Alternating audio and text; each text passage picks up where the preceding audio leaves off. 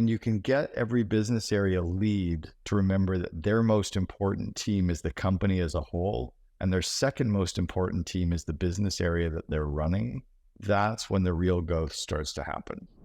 Our role as CEO is to be the chief energizing officer.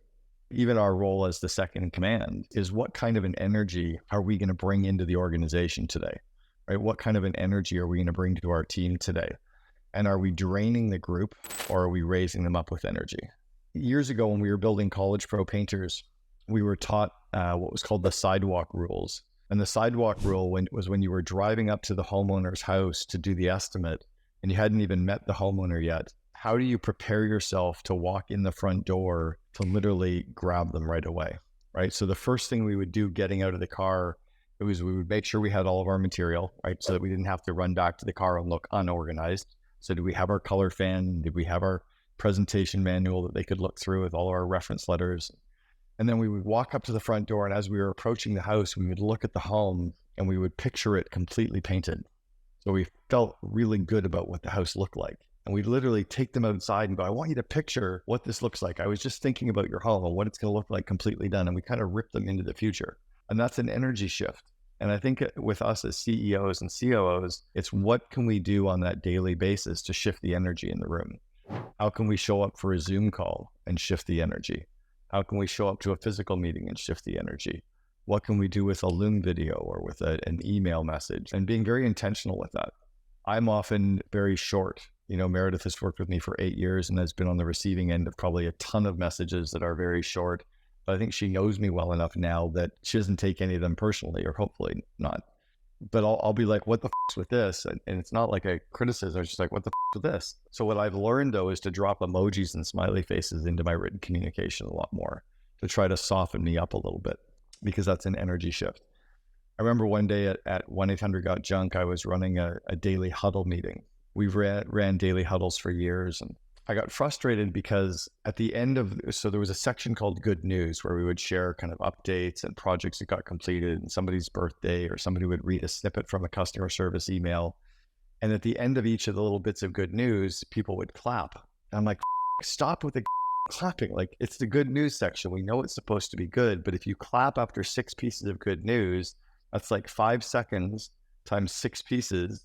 That's a total of 30 seconds times 140 people that are standing in this meeting, multiplied by their salary, multiply that by 220 operating days. Clapping is costing us $76,000 this year.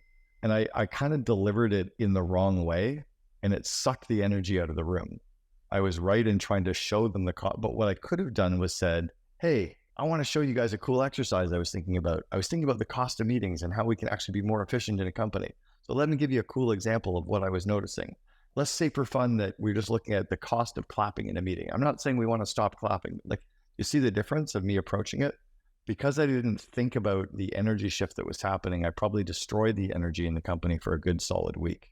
Because what 140 people took was the COO was pissed off at us. And then they took that back to their desk, and they took that back to their emails, and they took that back to their customer relationships. So for us as leaders, it's how do we think about that energy shift, and us as the chief energizing officer. The last part of that is, and I know that Mayor is an example, how many times a month do you tell your husband that you love him? Or no, not even a month. How many times a day? A lot. Every time I pick up the phone, when he leaves for work, when he gets home for work, bedtime, and typically when he wakes up in the middle of the night and I'm still at my computer working, I just look over and I'm like, I love you. So like multiple times a day, right? Now, he already knows you love him, right? Mike knows you love him. You've been married forever. You're running a farm. You got kids. Like, he's clearly aware that you love him. You could probably go for 3 months and not tell him, but that would actually destroy the relationship. Because if you didn't tell him you love him, then that one fight that you have, and you have fights, you've got disagreements, I'm sure, right? Lots of stresses in life.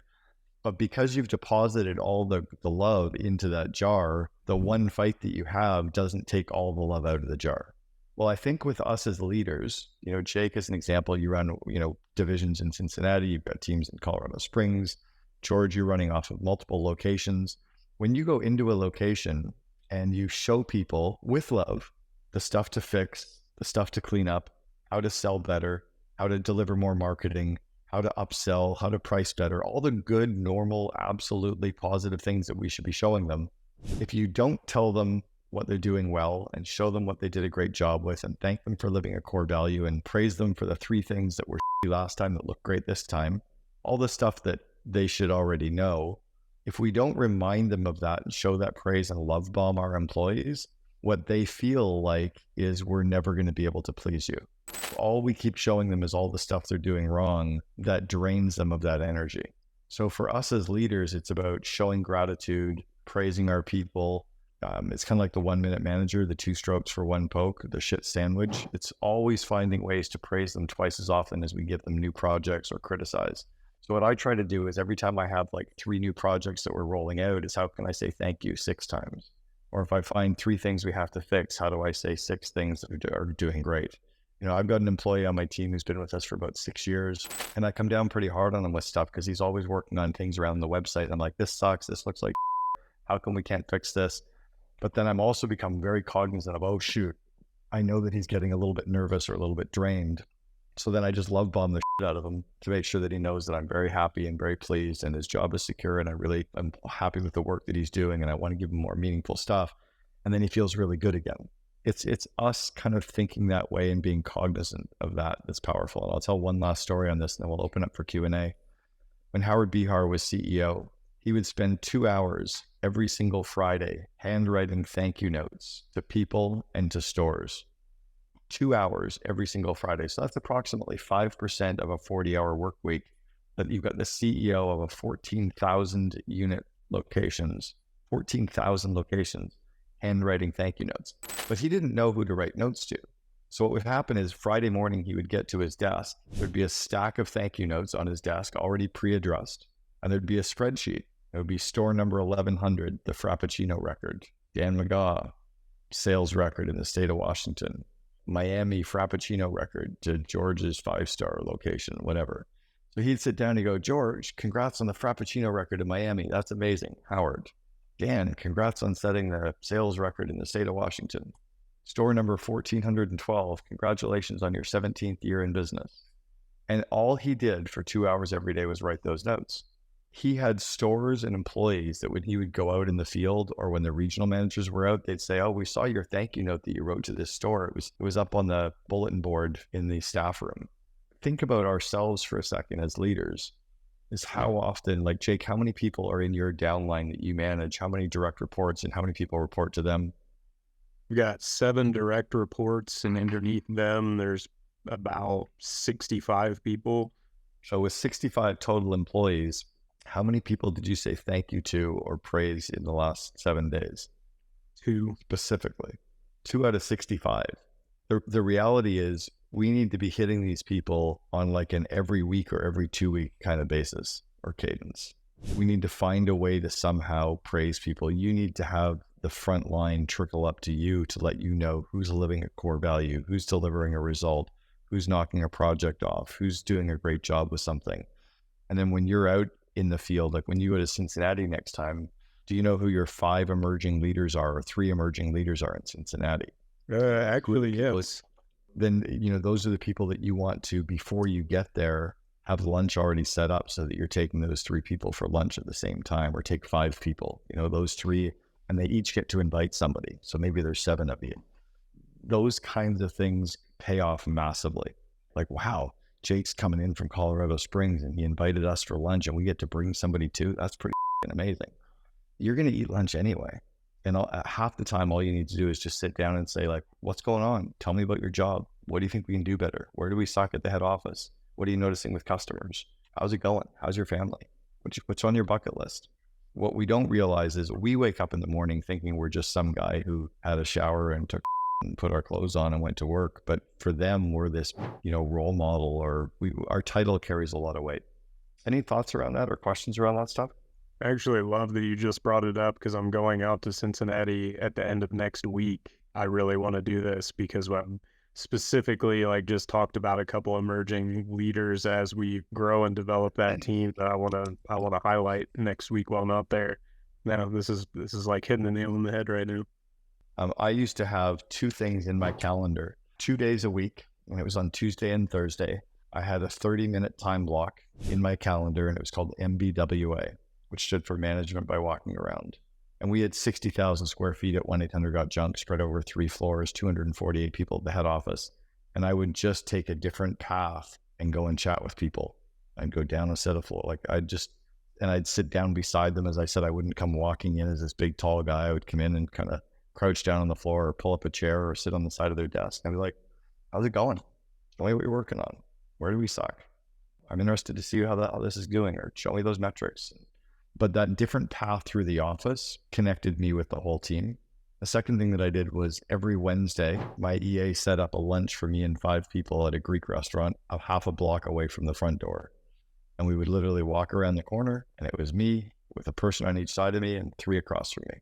And one day it would be all women. One day it would be all guys. One day it would be all marketing people. One day it would be all IT people. One day it would be a mix. One day it would be all new people. But it was 5 people every Wednesday for about 18 months. And it was just me doing a skip level to be able to ask questions and listen and talk about stuff that we were working on and just get to know people and connect with them. And it worked out pretty well. What other questions have we got? I did have a question going back to even like the manage by walking around. I naturally, going back to your point in regards to like size and making, not be intimidating, right? Like naturally, I'm covered in tattoos, so I can be naturally intimidating through that. But one thing that I always try to focus on, and you talk about this manage by walking around, right? Is how do we make ourselves, one, more approachable so people feel comfortable being able to tell us bad news, which like at the end of the day, the CEO always hears everything last. But even in that situation, like when you're walking around and talking to different team members, how do we consistently make it so that they feel comfortable confiding in us or being able to tell us bad news? Like, are there things that you have seen that have helped do that, right? Because like I'm a pretty overall nice dude. Like I'm very patient. Like I'm not the type of, I'm covered in tattoos and may look intimidating. I'm a big teddy bear. But at the same time, it's really hard to tell your CEO that you're maybe 2 levels away from, hey, this shit's on fire over here, right? Like, how do you maybe always encourage that? Okay, so there's a couple parts here. One is how do we, seem more approachable? And then the second, how do we kind of keep that kind of open doors that people come to us? A third part is how do we do it when we're remote, right? How do we do it when we have remote teams? How do we build this kind of open door culture and this approachable culture and love bombing people when we're over Zoom and we never see them? One thing on the tattoos part is I would cognizantly, fairly often, either in groups or one-on-ones, go, hey, I notice I'm all tatted up right now. I just want you guys all to know I'm pretty lovable. I'm a big teddy bear with tattoos. Just kind of do the pink elephant in the room, right? Like you just did with us. It's amazing when you just humanize everything and just kind of laugh about ourselves in it. And because that's not going to diminish you as a CEO, it'll humanize you as a person. One thing that I think has been pretty amazing for us over the last 15 years is the advent of social media. Before social media, none of the employees knew anything about anybody that they worked with. Now with Facebook and with Instagram, they can actually see a little bit of our lives, right? They can actually get a little bit of our humanity and they can kind of see who we are and what we are. So I think being very open on social media is for sure a good one, right? That's something that can be very powerful. I'll share something with you that I share publicly is I've written a vivid vision for my company, but I've also written a vivid vision for me as a person.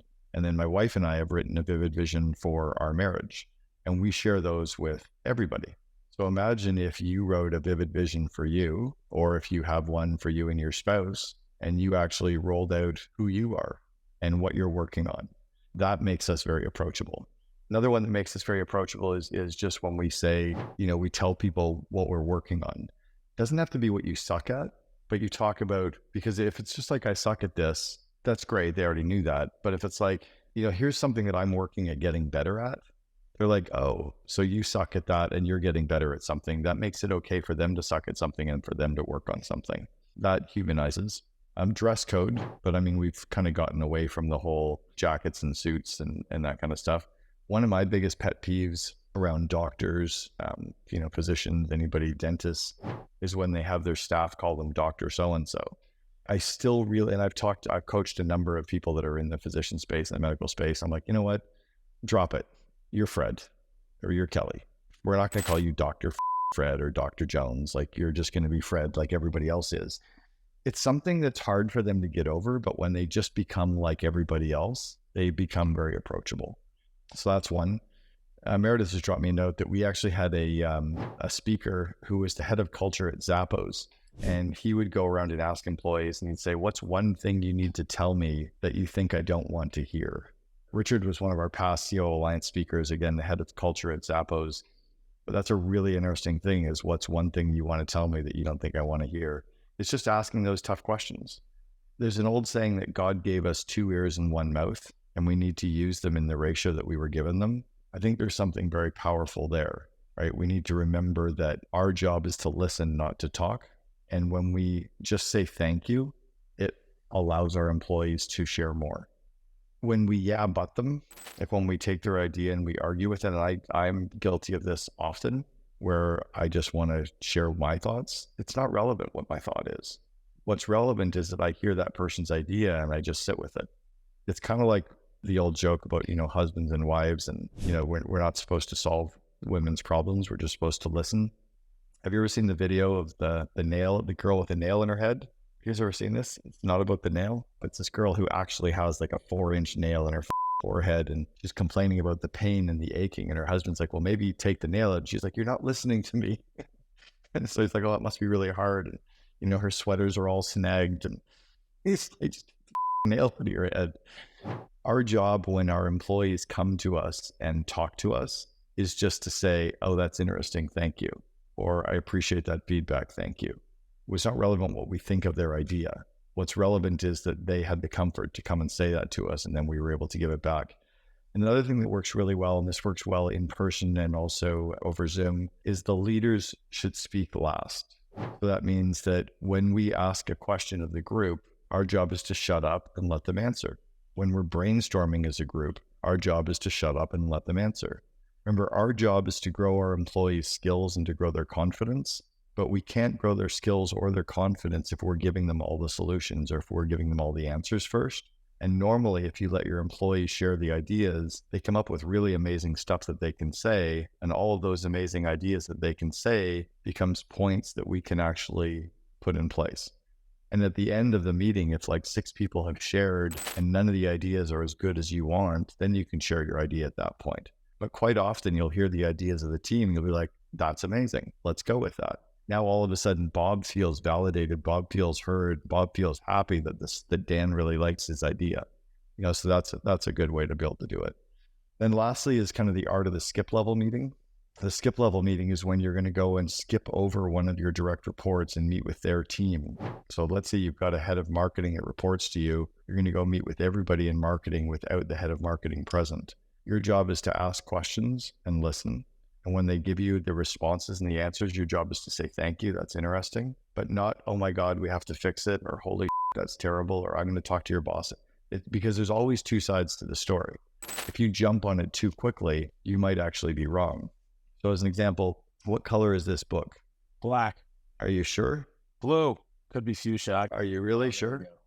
You just told me it was blue. Why are you laughing? What color is the book? Now it's white. Right? It's the same book.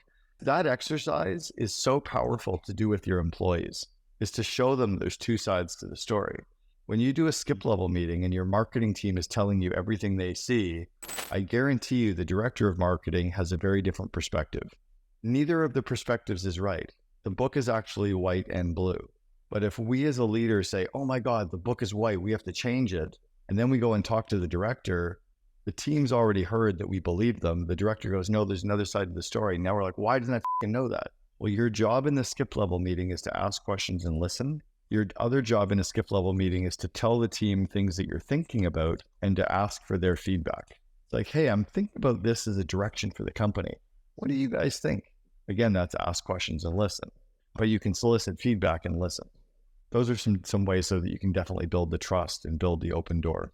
One of the biggest things that we have to do as leaders when we have the open door is to not create a permission culture. And what I mean by that is to not create a culture where people are telling us stuff so that we have to give them permission to be able to go do something. So it's like, if they come and say like, "I want to do this, this, and this with our marketing," our job is not to say yes to that. It's to say, "Well, are you prepared to live with that decision?" "Well, I don't know. I want your opinion." "Well, go away and think about it and come back and tell me." Or if they come to us and say, "What do you think I should do here?" Our job isn't to give them the answer. Our job is to be able to say, what do you think we should do? And they'll often say, I don't know, I haven't thought about it. Okay, well, then go away and think about it and come back and tell me what you think we should do. When they come back and tell you what they think we should do, then just say, then go do it, right? Our job is to grow their confidence and their skills, which means we have to help them make their own decisions. We have to help them go think about stuff and make the decisions. We also have to help them to make decisions based on their core values, based on their roles and responsibilities, based on the budget approval that they've got. People have to be able to make their own decisions. So years ago, I had somebody that I really wanted to hire. I had a VP and a director that were kind of intimidated by this guy in the meeting, and they said they really didn't want me to hire this person. And I realized that the person's culture was so strong that these other two were kind of intimidated by him. So I went and talked to the CEO about it, and he said, well, you're willing to stake your job on it. Would you really hire this person when they said no? And I'm like, I'm willing to stake my career on it. He goes, then hire him. Like, if you feel that strongly, then make the call. Instead of him telling me what to do, he basically just asked me the question. I think that's something that we have to do as leaders with our team, is grow their ability to make decisions and grow their confidence to make decisions and not make the decisions for them. Let me tell you the Starbucks story, and then we'll open up for some more questions. So years ago, this mentor of mine was being groomed as the COO at Starbucks, and the CEO called him. The same CEO, Howard B. Har, called my mentor, Greg, and said, Greg, why is the letter B on the sign at 50th and Wallingford in Seattle not working? Greg said, I don't give a shit why the letter B on the sign at 50th and Wallingford in Fremont's not working. Howard said, well, you should. Greg said, no. The leadership question that you should be asking is not why that letter is not working. And Howard said, well, what's the leadership question? Greg said, the leadership question you should ask is, what system do we have in place to ensure that every letter on all of our signs at all of our locations is always working? You know, George, you think about with 5-star, it's like, why didn't we upsell that customer? Well, what system do we have in place so that we upsell all of the customers at all of our locations? Or why didn't we XYZ? Well, what system do we have in place to ensure that at every store? We took that idea from Greg and we put a system in place that we used to call Bob proofing something. Now, we had a franchisee who was the first franchisee ever at 1-800-GOT-JUNK. His name is Bob Hartle. Great guy. Probably wouldn't have been awarded a franchise, after we'd sold the first 50, but he was certainly good enough to be number one. He was a guy who wanted to buy a franchise. He was going to work hard, go for it. So he had kind of average skills. He was in a shitty market. He was in Buffalo, and the weather in Buffalo from basically November until March is like 6 feet of snow. So he had horrible weather in a pretty bad market and with an average franchisee. So what we wanted to make sure was that we had the systems in place that Bob's worst employee in February in Buffalo could execute the way that our best person could in our best market. That was like a system that we put in place. So those are things that you want to think about inside of your company, as the systems questions. I believe it was Dan or maybe Jake that mentioned, how do we make ourselves more personable with our team? And it's easier said than done, and it's difficult, right? Because we started this conversation with 6'5" and being intimidated, and I realize that with my kids as well. When you approach them, if I get up in your face, it's gonna. But it's funny because you could use it to your advantage if you surprise them with kindness and a smile. I realize that as maybe my size might be intimidating. I walk into an elevator and I smile and I'm the one that says good morning, then everybody's surprised. Everybody thought I was going to kill them. And then all of a sudden I'm the nice, educated one that said, good morning, everybody. And then it's like, hey, this guy is, and you do that with your team and it works. They realize that, okay, he's the boss, he's the owner, whatever. There's that persona that I wish wasn't there, but it's going to be there, whether we like it or not. It just comes with the role.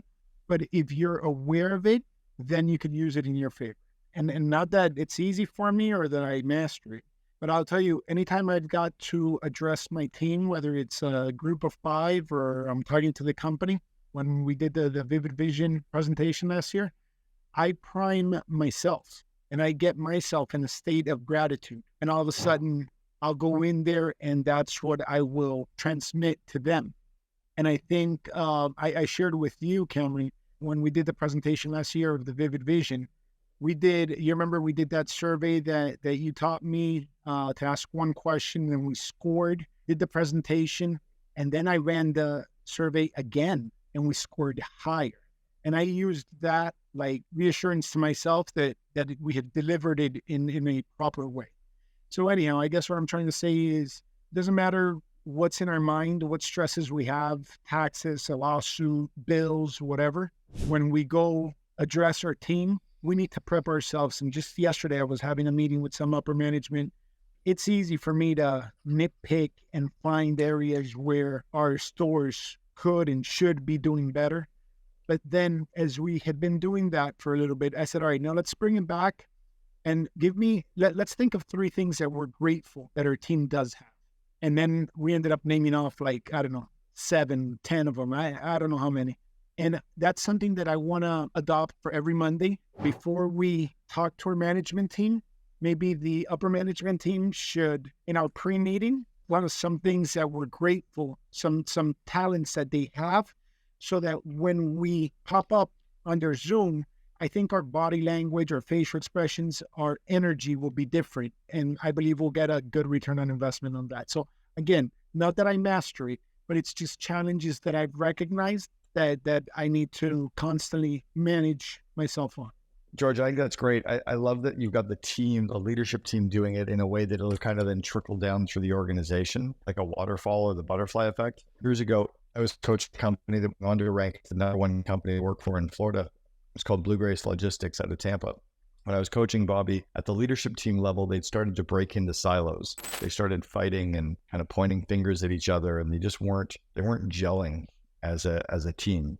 So the second thing that we did was get at every meeting that the leadership team was present at, each of the members of the leadership team had to say thank you to someone else on the team that they were grateful for, or someone else in their business area. So it might be like, hey, George, I know you run marketing. I wanted to say thank you to Kelly, who works for you in marketing, because she crushed it on XYZ.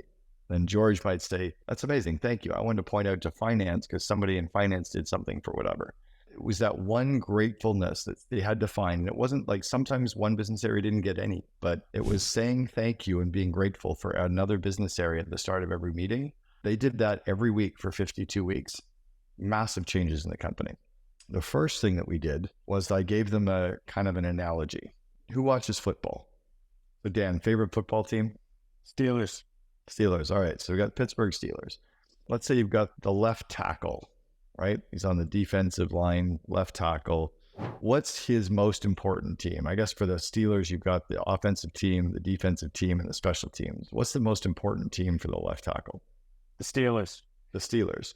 The problem with most companies is the head of marketing thinks his most important team is marketing. It's not. It's 5-Star Jewelers.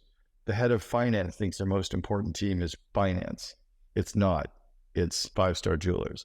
The head of operations thinks the most important team is operations. It's not. It's 5-Star Jewelers.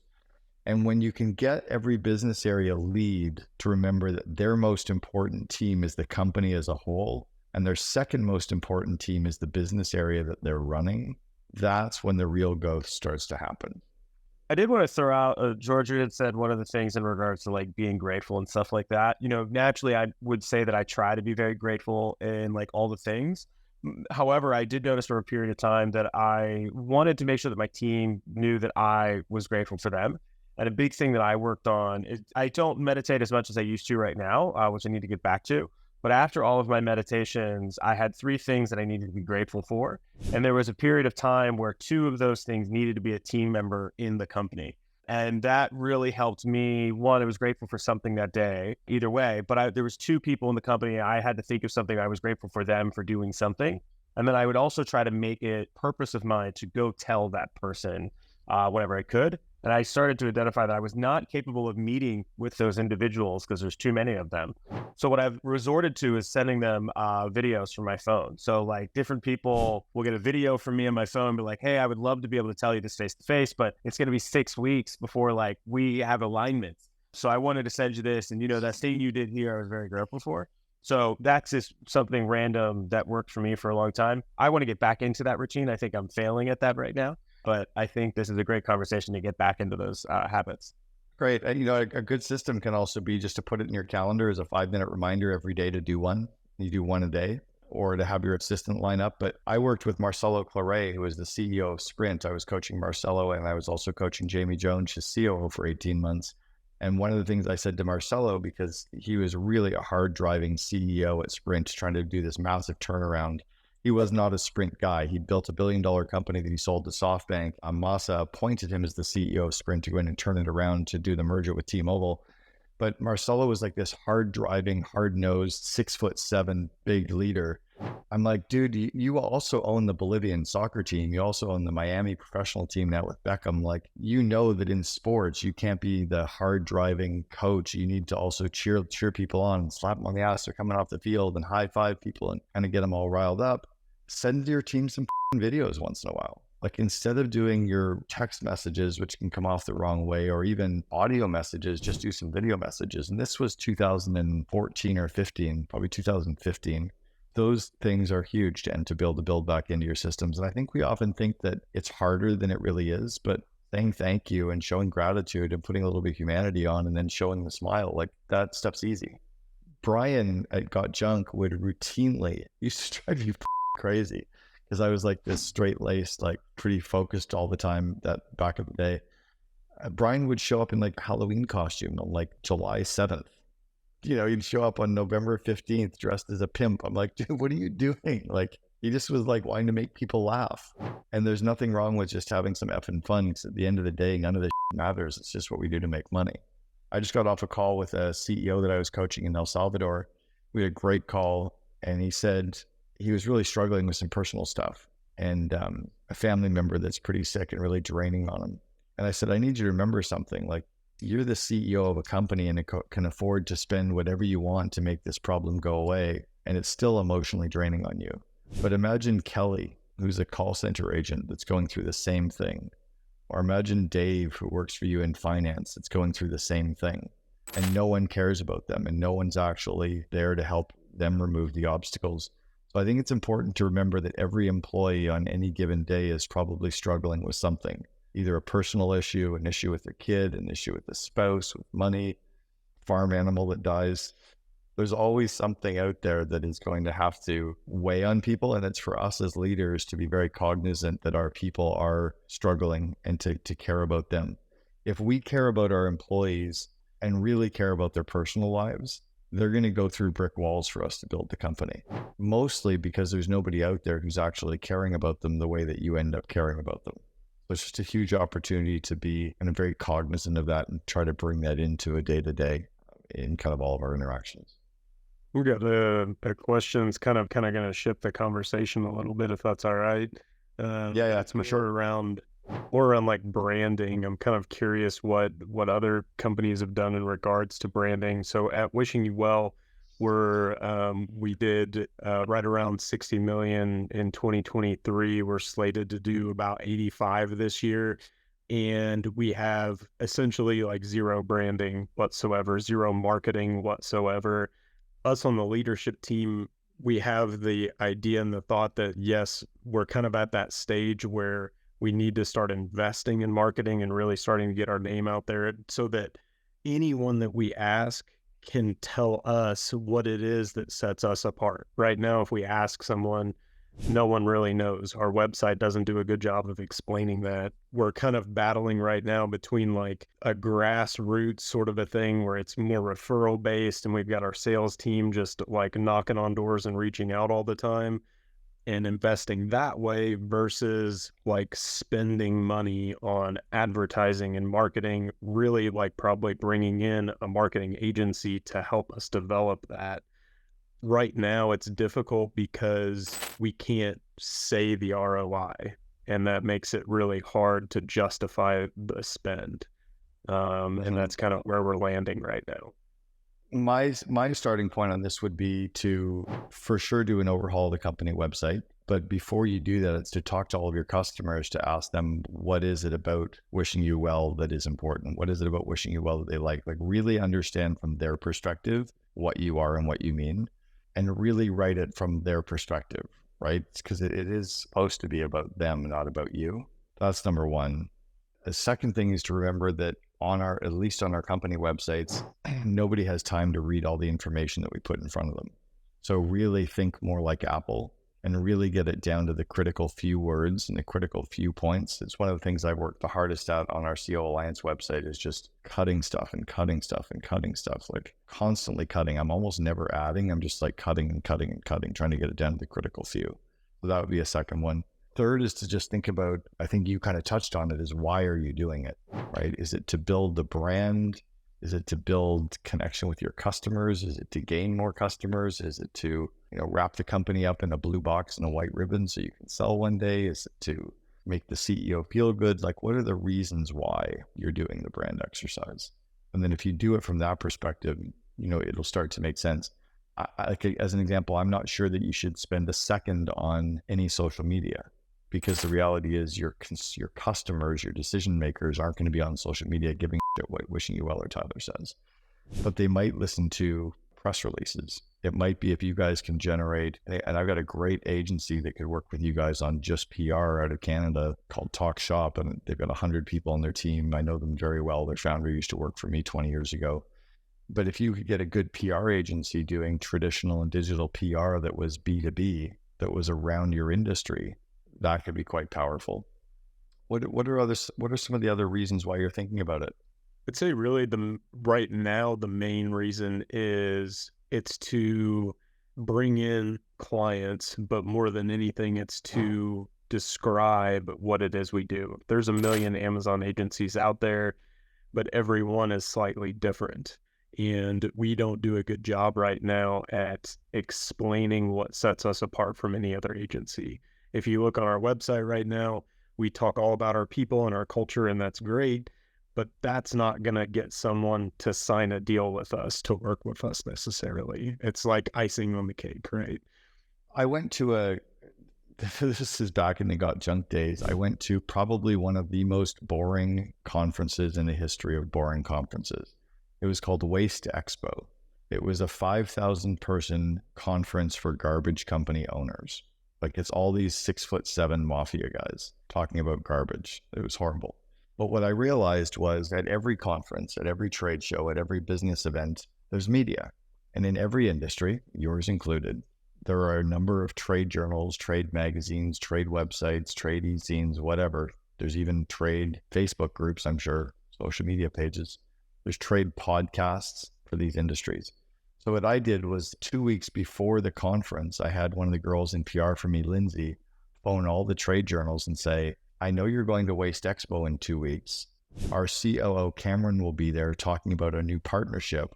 Would you like to meet with them for coffee the day the conference opens? All 4 of the trade journals said yes. So every hour for the first 4 hours of the 4-day conference, before they'd met anybody else, I sat down and talked to them about the partnership deals we were working on. Now, these were the partnership deals that I was pitching at the conference. I was trying to find some garbage companies like Waste Management, BFI, Allied, etc., to send us all their junk removal because they didn't do junk removal. So I told the 4 biggest trade journals about this. And then I spent the next 4 days pitching to all the big garbage companies. 2 weeks later, when the 4 trade journals came out, I was on the cover of 2 of them and I was inside the other 2. So all 4 covered me in the story. So all of our partners that we were talking to started flipping through there's Cameron. I just talked to him last week. Second, there's Cameron again. Jesus Christ, he's in every, excuse my language, he's in every trade journal. They didn't understand that the trade journals weren't coming to find me. I strategically went out to find them. So you could go after a very strategic, targeted approach with PR, with press. And it could be by going after podcasts and YouTube shows and magazines and newspapers that cover your industries or your buyers. And the key is, and I would have your marketing team and your PR team read the book Free PR. Again, I'm not trying to sell a book, but like, it'll teach you how to actually go out and land this stuff. But if you can go after press, you're going to get more from getting really good strategic press coverage and then being able to share that press coverage everywhere versus just a brand and marketing exercise. No, I really like that, especially on the conferences, because we do have a sales team now of 3, and they are talking about going to conferences and going to shows, and we haven't seen great success doing that in the past when all they're doing is just boots on the ground, pitching. I really like that idea of getting into PR while they're there and making that kind of a staple of what they're doing. Yeah, and you just kind of tie it in with everything else you're building. If you want a good your website does need an overhaul. I didn't think it was this bad. It's pretty dated. It wasn't bad like 5 years ago. No, it wasn't bad 5 years ago. I know a really good company that can do your website. If you want an example, I just launched my new personal brand website this week. I do not get a referral fee from these guys. I just think they're amazing. But I'll just show you the look and feel of what my personal brand feels like. This is my personal brand site. I just think it's super clean. Who did this? It's called Influence. The hardest problem that I had was I have so many different things that I can sell, right? Like I've got the CO Alliance, and I've got my course, and I've got my coaching, and I've got group coaching here at speaking. I've got my books, I've got the OpSpot that I launched, and people are like, who the hell is this Cameron guy? I needed them to go there and just kind of go, okay, here's all my stuff. But the look and like the work that they do is really good. They work with some really great brands, and their focus is on doing more personal brands. But that approach to a business brand is exactly the same thing, right? They tell the story and they do really fresh, clean work. And I didn't do any of the creative with them. I just gave them the basic layout and they did all the creative. I'll give one kind of quick story and lesson is just absolutely inspect what you expect. I got bit pretty hard on not taking a look at commission reports and having commission reports submitted that were way out of whack, and I didn't realize it. 3 years of commission reports, and it was substantially out of whack. And it was just because I wasn't sitting looking at it that they were able to slip by on a consistent basis, and I had no system to inspect what I expected. I think it's important to make sure that in every area of the business we have that, whether it's, are we delivering to our customers the way that we want? Are our customers being treated the way that they want? Is the onboarding of our people the way that we're expecting it to be? And it's really kind of thinking about that and digging in. One sec, Archie. Years ago, we were really struggling with what was happening in our call center. We had about 140 people in our call center. And so Brian and I made some ghost calls, and we called the call center and listened, and we just had terrible responses, did 3 or 4 calls. And so then we called one of the best airlines in the country, which is kind of the southwest of Canada, called WestJet. And we had amazing responses, 3 calls in a row with WestJet. And we're like, we need to go fix stuff. So we went in and we talked to our quality assurance team. We had 4 full-time people whose job was to listen in on phone calls all day. We said, show us the quality assurance reports you fill out. They had an 86-point checklist of things that they'd listened to on a phone call. It was a 4-minute phone call, and they were listening to 86 things. We weren't picking the phone up on time. We weren't wowing the customer. We weren't asking for the order. We weren't handling objections, and we weren't leaving the call with a hug. The 5 most important things we weren't doing, and they're measuring 81 others. So then we went and met with the managers of the 10 different business areas in the call center. We said, how often do you look at the quality assurance reports? They said, we don't really. They're kind of useless. It's impossible to really pull any trends when they're measuring 86 things. What do you do with them? Nothing. We had 4 full-time people who were doing work that nobody was using any to work for. So we literally canceled the 86-point checklist, and we kept the 4 people, and we made them listen to 5 things on every phone call. And within about 3 weeks, everything changed in the call center. We were wowing customers, our sales went up, our call word. So it's about thinking about what do you need happening, and then are you really doing that stuff, right? How do you inspect what you expect? I have a quick question. I'm about to get on a plane, by the way. The question is, I'm having a hard time convincing one of my direct reports to fire people. I'm pretty proactive about it, so I think I set a good example, but they don't follow me. And I'm very worried of myself firing him because he's not firing them. So what should I do? Has he ever fired people before? Just one in the last 18 months, and barely firing. The guy left after a conversation. That's often been my experience, is when people are nervous about firing people, it's often because they've never done it before. And when you get to a certain point that you've fired people, it gets easier and easier. It's never fun, but it's never enjoyable, but it's easier to do. So sometimes it's just a coaching situation. If they've fired lots of people and they're not doing it, then you really have to sit down and you actually need to show them the data. What I like doing is having all of the members of the leadership team review their teams in front of the rest, and you review them based on results and core values. So on a simple matrix, a 4-box matrix, you rate them on results from 1 to 10, high results at the top, low results at the bottom, and then core values from 1 to 10 on the core values side, and you rate them there on the core values side. Based on those things, you can decide if you should be keeping people, cutting people, or changing the seat that they're in. But what you do is you get the head of marketing to review all of their people and present it to the leadership team, and the leadership team gets to challenge them. Then you get the head of finance to rate all of his people, and everybody challenges them. That's a really good way when somebody is nervous about firing, is they have to review everyone on their team. And that's a good exercise every 3 to 6 months. Yeah, I kind of do the 9-box exercise, pretty much the same thing, I guess. So similar to what you do. But when they evaluate the guy, their employees, their people, they don't necessarily put them on the lower left corner. That's why everybody else gets to challenge them. Everybody else gets to go, no, he's not a 7. Right. Comparatively, he's a 4, and you know he's a 4. But sometimes they need to hear it from their peers. Sometimes they won't necessarily hear it from us as leaders. I guess what's become, I came back to work yesterday, right after New Year's and whatnot. In our business, and I guess in every business, right, there's peaks and valleys, right? And what's been interesting over the past couple of weeks, right, we have the build up to Christmas sales. And sales, thank God, finally came in December 22nd, 23rd, 24th. Finally. So nerve-wracking because you realize that, I was making commitments back in June and July. Inventory was arriving. We're receiving it. We're processing it. We're getting it to stores. We're merchandising, marketing it, the whole thing. And we're waiting. Finally, thank God the sales came the last 3 days, right? And it's like, and then comes not the letdown, but kind of like all that's over, right? Yeah. And then I disconnected for a few days with the family and now coming back. So I've spent the day yesterday and today so far just connecting with department heads and just, cranking everything back up. Suggestions on getting back to basics. And, one of the exercises I went through with my team yesterday was takeaways from last year, a win and a challenge that we had, and a goal. Give me a goal that you've got for your department for 24. Just to try to get us focused again, because honestly, for the last, till 60 days, everybody was so focused on the sales that were going to happen that 1 week.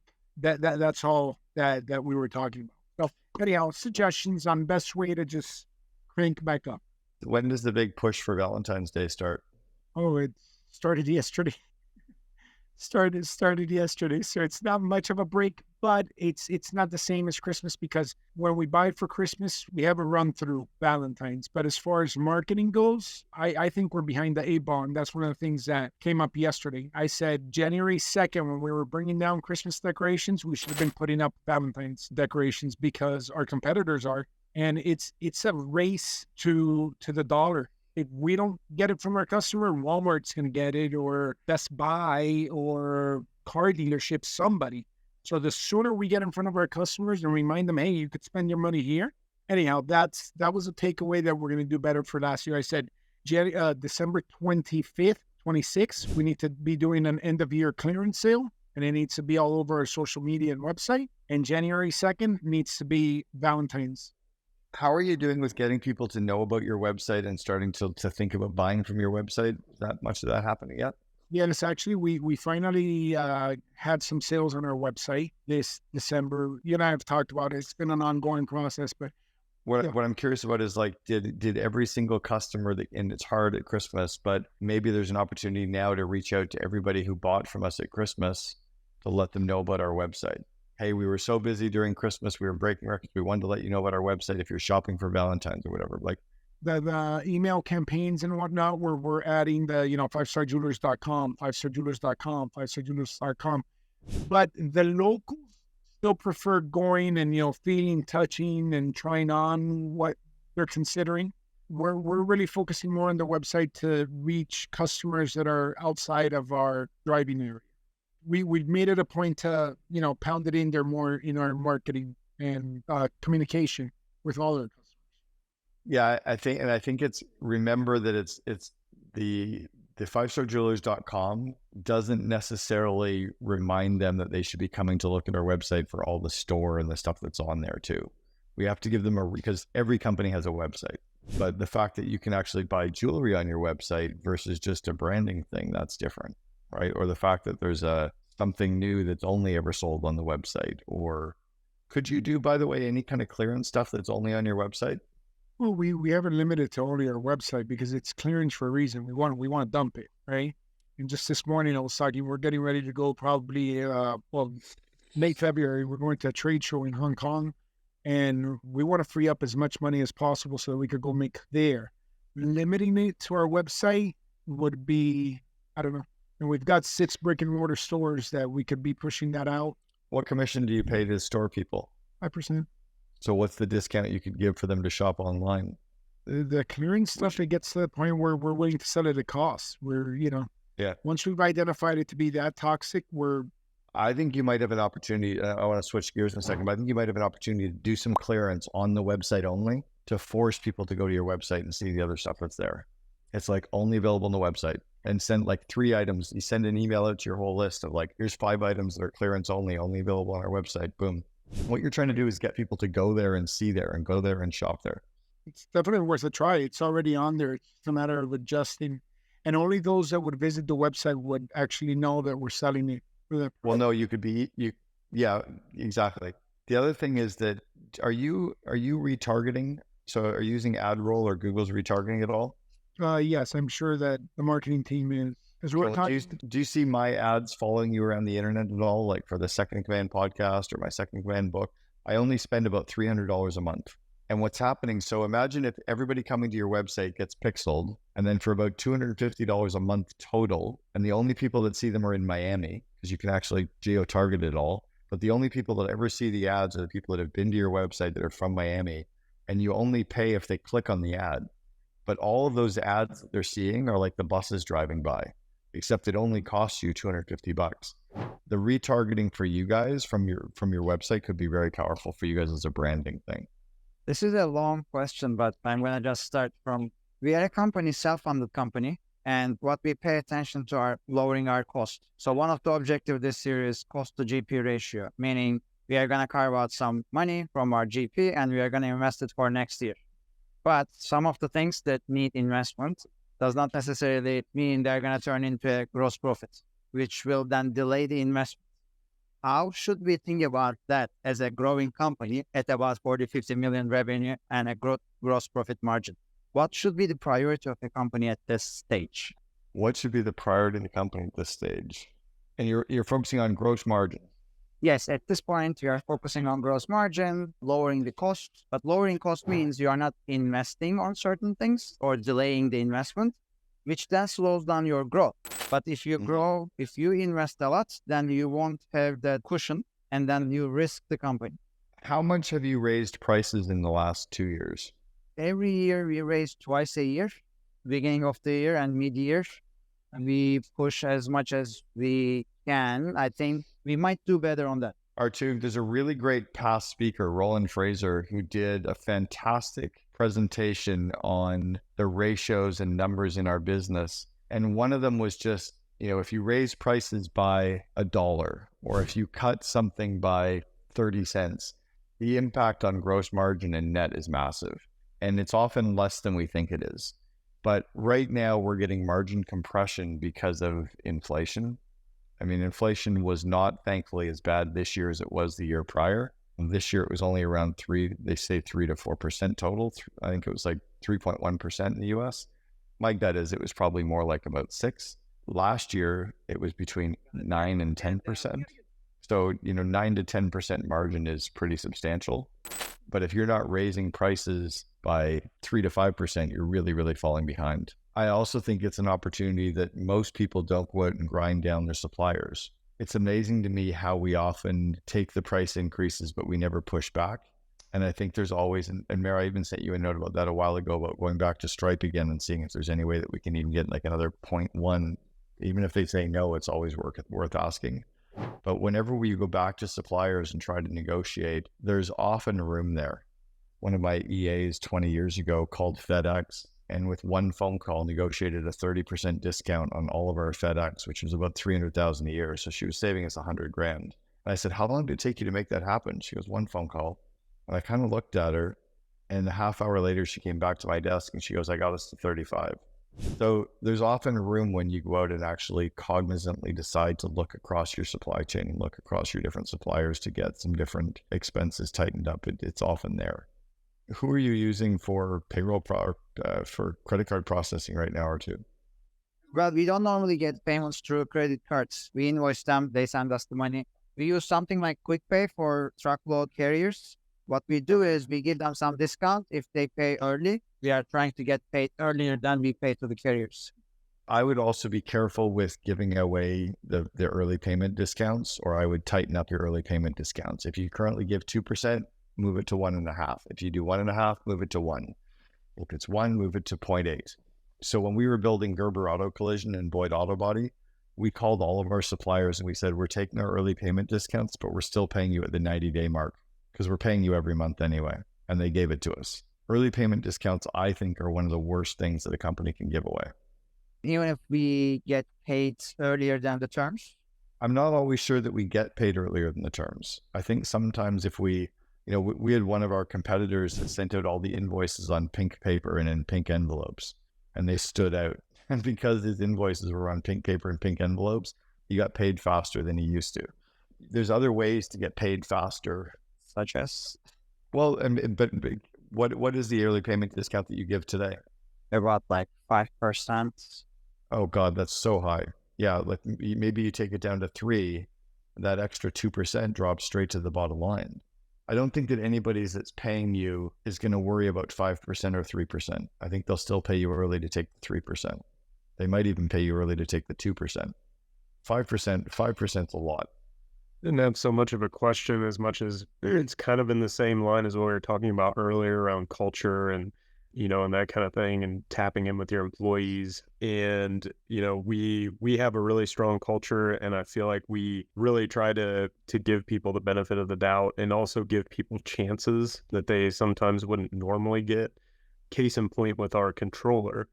I don't believe we knew this when we were interviewing, obviously, but he was an addict that was had rehabbed himself, and he was clean, doing well, amazing culture fit. Like, this guy's big huge weightlifter, bodybuilder, but he's like a big teddy bear. About a week before Christmas, we got a call one morning saying that he was moving back to his parents because he had relapsed and he needed to get out of town. From that point on, just said, hey, I'm willing to work with you guys, but it's going to be remote, and this is my notice. You guys need to figure out a solution. As of today, we have somebody that is going to replace them. They're starting this afternoon. I guess it really wasn't a question. It's just kind of one of those things that every once in a while, when you have that sort of a culture, we do find that happens sometimes. It doesn't always work out the way that you want it to, and you're kind of left scrambling sometimes. And we're also finding out that there's a lot of things that were slipping through the cracks. And so it kind of opened our eyes to a level of getting more into the weeds of finances that we weren't in previously. It's a good, so the reminder is the whole inspect what you expect. And then the second part is that often things like a fractional CFO can be very, very valuable, right? Somebody who can come in and poke their eyes around finance. If I had a fractional CFO taking a look at my business, they would have spotted the commission reports issue 3 years ago. If I had actually delegated it to somebody, they probably would have caught it 3 years ago. But at the size that you guys are at, so they were your head of finance, and were they a controller or director of finance, VP finance? What was their controller? There's a great opportunity for you guys. There's a couple of really good fractional CFO firms. 2 of them are partners in the CO Alliance. Happy to introduce you if you email me. One of them has about 80 or 90 different fractional CFOs, and they can actually come in and oversee finance. They can help you rehire your head of finance. They can help you do all the inspections around everything. It's really, really powerful at the size that you're at, where you don't necessarily need the $250,000 a year CFO, but to pay a fractional CFO company $5,000 a month to come in and actually oversight and help with the onboarding of this new person, help with the recruiting and interviewing of the person, help oversee the systems could be very powerful for you guys. I think that's what we're thinking. And I'd say the hardest lesson learned was, like, it's great to trust the team, but we have to verify also. You've got to do the trust but verify. All of those things are real, man. Every time there's a saying like that, trust but verify, it's all very real. And we all make mistakes with it. So there's that whole thing of, to err is human, to repeat it is foolish. Just take that lesson now from this guy, and don't throw out the baby with the bathwater. I mean, the fact that they were good and you liked them and they were a culture fit and everything was good, don't diminish that now that they're gone and you're finding mistakes. Own those mistakes as the leadership team and look inward and say, what are the things that we can do now to take it to the next level again? Always keep that person as like, they were a good person. They did their best. They were great. We were really happy. Now that they're gone, we're down to a 0 to 10 again. Let's raise the bar again. It's a really good, healthy mindset for leadership. By the way, just on that, another good example for leadership, I get super frustrated when a CEO says, oh, so-and-so quit. I'm so glad they're gone. Well, you hired them. What did you miss in the interview process? What did you miss in the onboarding process? What did you miss in the training process? What did you miss in the inspection process? What did you miss in not having the right metrics in place? Like, what are the things that you missed that allowed that to happen? Or why did it, what did you miss that allowed it to go on for so long? But don't blame the person when they're going out the door, right? Whether they're quitting or getting fired. It's a good opportunity to self-examine. All right, everybody, let's wrap there. I think let's go back to what we started off with and just love bombing everybody. I think there's a huge opportunity for us as entrepreneurs, CEOs, COOs to really love bomb the people that work with us, because the more that we can contribute by saying thank you, showing gratitude, having praise, the more that we can then withdraw with giving them more projects and more goals and stuff later. But it's also just the right thing to do. So we got a good opportunity to love bomb everybody this week.